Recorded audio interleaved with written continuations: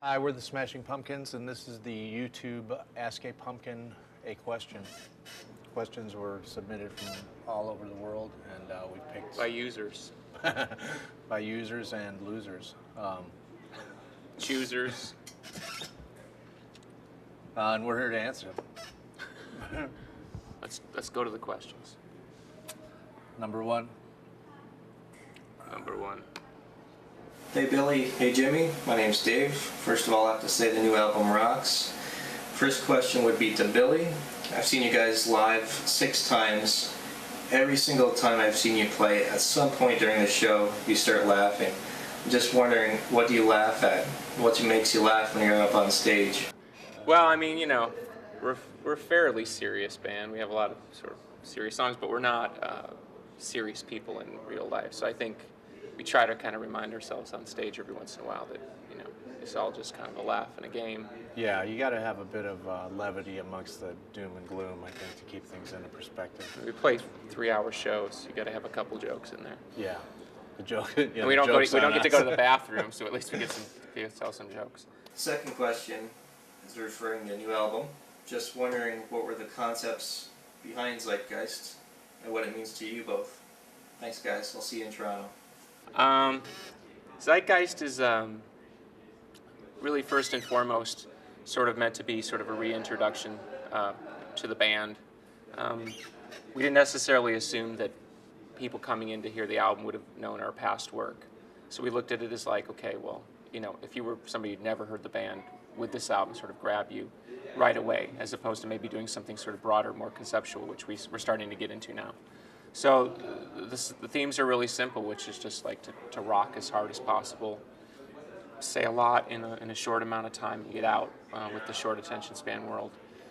Basically, the album's about love, loss, and the government. In that order. Next question. All right. Hi Jimmy, hi Billy. I'm Joe from Italy, and we met 2 years ago in Milan. And my question is, did you record a studio version of Gossamer? And do you think to release it as a B-side or in other ways? And thank you. Please come back in Italy as soon as possible. The answer is yes. We're doing a live recording right now at the Fillmore in San Francisco, and we are planning on using one of the versions from one of the nights of Gossamer as a release. So yeah, your wish will be granted, and it should be the way things are going. The song is sounding incredible, and I think right now the song is clocking in at about 34 minutes. So Enjoy. Hi guys, I'm Gabrielle. I live in London, England. My question is, why was Paris Hilton chosen to be a part of the artwork for Zeitgeist? Since your fans aren't really the type to dig Paris, it seems kind of an odd choice. Perhaps there is a meaning behind this. Is she meant to represent something specific? Thanks very much. It's great to have you guys back. On a big level, you know, you could argue right now that Paris Hilton is probably the most famous person in the world, outside of maybe a world leader. No one's gotten more press or publicity.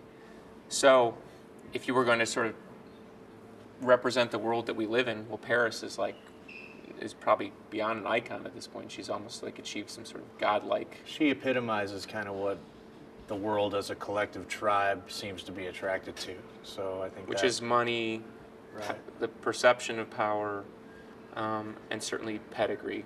You know, going back to our jolly old England days. Right. Personally, I got to know Paris when we were working in LA. I think she's a really wonderfully sweet person, and we asked her if she would mind being involved. We explained to her why we wanted her involved, and she was cool with it. So we really appreciated her being involved, and I think she gives the other things in the art package the sort of weight, because we're sort of trying to take a comment on the world that we're living in, and you can look at it as a plus or a minus, but you know, it is what it is. Right.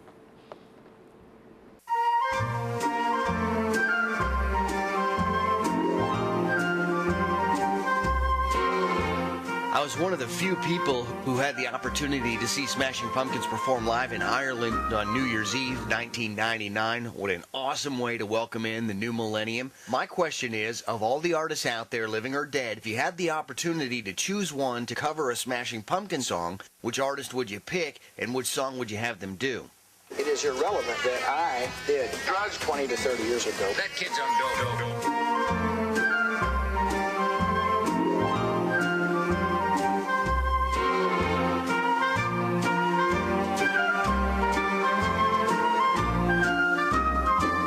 Now get out! Very nice.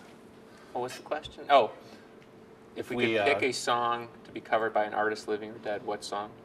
Yeah. What song and what artist would we pick to cover it? I would say I would choose the as yet released version of Gossamer to be covered by Bach. Right. Yeah, that'd be good. Or Pink Floyd. no, too I obvious. would say Super Christ, which is another unreleased song covered by Mahavishnu Orchestra. Fair enough. Good question, though. Better question than answer, Yeah. which is often the case. Hey Billy and Jimmy, this is Chris from Kansas City, Missouri. I just wanted to ask how you guys picked out the older songs that you brought out for the Asheville and San Francisco residency shows. Songs like Translucent, Rotten Apples, ones like that that maybe never been played live before. How'd you guys decide which ones of the old fan favorites to dust off? Thanks. When picking the songs that we were going to play on this current tour, I think the main thing we thought about was the songs that would go best with the zeitgeist material, and we sort of worked backwards from there. The zeitgeist material seems to fit in really well with the sort of the Siamese Dream, Melancholy era songs. But it's oftentimes it's more of an emotional issue. Like we'd play a song we really loved. There were 50 songs on our original list that we loved, and we played them. We just thought, well, this just doesn't feel right. And other songs that we didn't even have on the list, we said, oh, let's try that one, and suddenly it felt really right. I guess at the end of the day, we want everything to feel sort of fresh and new, even if it's an older song. So that has a lot to do with what we choose and not choose. We're conscious of the idea that some songs we had never played live and that would be entertaining, but honestly, in this day and age of YouTube, where people are, the minute you play a song for the first time, somebody's recording with their cell phone, it takes all the surprise out of it. So it really isn't as novel as you would think it is, because by the time somebody's coming to a show and you're playing it for the 7th time, they've already seen the version on YouTube or something like that. So it's taken the element of surprise out of those things. So really, at the end of the day, it's quality and emotional connection with the song.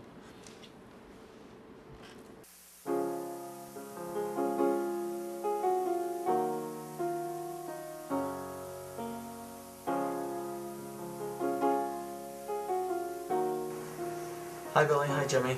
I'm Mark at Scottish Pumpkin. Thanks very much for letting us ask a question. Your generosity has no boundaries. My question is, the Smashing Pumpkins have always been renowned for being alternative and pushing the boundaries on all of your albums. I was wondering, who do you think is really pushing the boundaries of music apart from yourselves and expanding the alternative scene at the moment? I personally think the White Stripes are doing quite a good job at it. Oh, and my girlfriend wants to know, Billy, how do you keep your head so shiny? I can't wait to see you guys in Glasgow. It's going to be awesome. If you can slip in quiet, that'd be awesome as well. Thanks very much.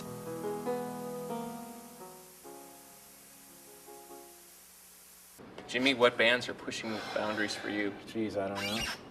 I think the War Tapes. Don't know them. Mars Volta? Yeah. Although they haven't really done anything in a while, but yeah, I think everything they've done has been really unique and interesting, and I think... we heard, we played with a band, I think they're from the East Coast, called Celebration. I think, check out Celebration, that's a great new band. They've probably been around for 50 years for all I know, but I really enjoyed them. Yeah, I think other than that, yeah, I don't really know. I mean, I think the thing is, for me, is we play so much on our own.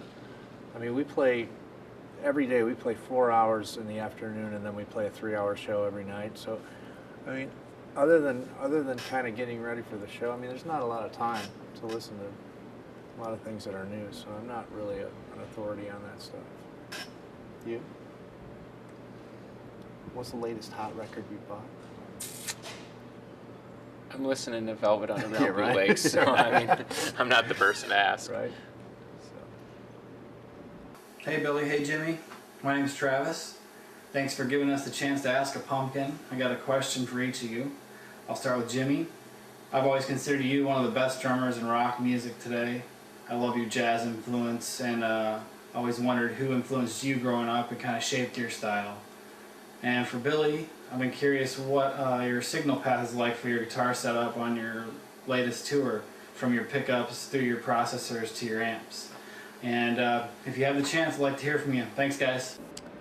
Aside from the obvious Keith Moon, you know, John Bonham, Ian Pace, I would have to say Tony Williams, Elvin Jones, any of the jazz greats, Gene Krupa, those people. And I think more and more as I get older, I tend to kind of, I think I've kind of developed my own kind of rock style, and I tend to pull from more stuff from Elvin Jones and Tony now that I can kind of incorporate into a rock arena and not and kind of modernize it. So, thank you. The geek question about my signal path. Currently, well, it's totally different for album and tour. So I'll just give you the tour basics. I'm generally playing custom-built Stratocasters for me, which are a little heavier wood, hard tailpiece, no floating back tailpiece for more sustain. DiMarzio pickups, I don't know what they're called, there's some sort of rails or something, they're pretty hot, as in hot signal. I played diesel, what is that thing called? Herbert? Yeah. Herbert amp, diesel Herbert amp, which is one of the best amps I think I've ever played. We use that a lot on the record. And then I'm just using a bunch of weird effects pedals, and I got this whole spaceship to be able to run the signal into the amp straight if I want, and or route through pedals. I couldn't tell you the names of any of the pedals. They're all like from Germany. YouTubers, thank you for submitting your questions. We appreciate your participation. We've got a little lesson about what the world feels like. Obviously America represented as usual. Well represented. Nihilistic and self-absorbed. Right. It's all good.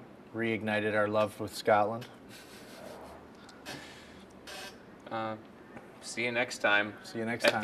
Same time, same bat channel. At the Geek Tech Corral. Yeah. Thank you. Bye.